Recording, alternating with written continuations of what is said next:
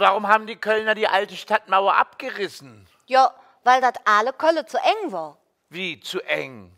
Im Mittelalter waren die Menschen kleiner, die Straßen enger, es gab keine Autos oder Straßenbahnen. Na, und wann wurde dann die Stadtmauer abgerissen? Wie Köln Großstadt wurde. Am Ende vom Mittelalter kam der Napoleon nach Köln, der französische Kaiser. Hohoho, Napoleon, hört sich cool an. Die Stadt war so am Eng, dass der Napoleon einfach so inmarschieren konnte mit seinen Soldaten. An der Haneplatz haben sie ihm die Schlüssel von der Stadttore übergeben. Echt? So ohne Kampf? Ja.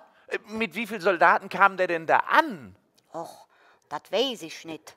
Aber die Soldaten haben bei den Kölschen in den Häusern gewohnt. 20 Jahre waren die hier und haben endlich Spuren hinterlassen. Was denn für Spuren? Französisch war Amtssprache. Amtssprach? Der Lück mochte Französisch schwade, wenn es jetzt Offizielles ging. So für ein Beispiel heiraten wollte.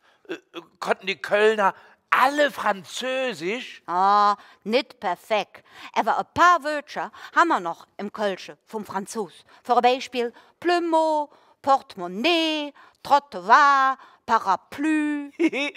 Parapluie? Ja, Regenschirm. Parapluie ist Regenschirm. Ach so. Die Franzosen haben Hausnummern und die Müllabfuhr eingeführt. Damit es nicht mehr so dreckig ist, oder?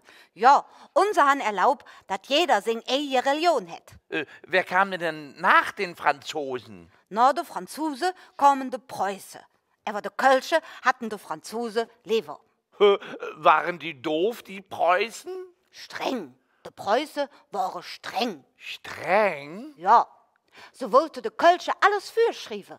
Die Stadtmauer abreißen und die Kölsche sollten dafür bezahlen, dass die Preußen ihre Stadtmauer abreißen. Boah, da waren die Kölner aber bestimmt sauer, oder? Und wie? Dann haben die Preußen Köln als Bollwerk gegen die Franzosen ausgebaut. Bollwerk? Was ist das denn? Ein Bollwerk ist eine Festung mit Muren und Well und Schützegräben. Die Preußen verstunden sich nicht gut mit den Franzosen. Boah, durften die Kölner dann überhaupt kein Französisch mehr sprechen? Ja, genau.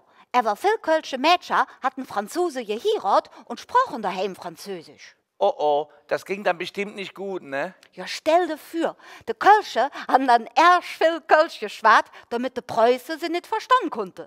Ah, Kölsch, der Geheimsprach. Verstehe. Wahrscheinlich. Weil sie kein Französisch mehr sprechen durfte, haben sie einfach Kölsch geschwatzt. Für ein Beispiel statt Speisekarte Futterkarte. Futterkarte?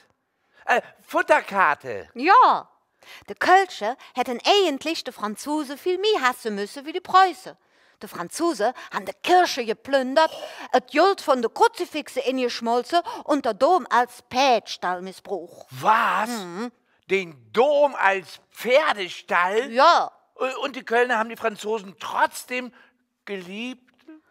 bei den Preußen muss alles ordentlich zuhören. Köln hat viel unter den Preußen hinkriegen. Der Dom wurde fertig gebaut. Die Stadt wuchs von 40.000 Einwohnern auf 400.000. Boah, so viel? Ja, in 100 Jahren geht das alt.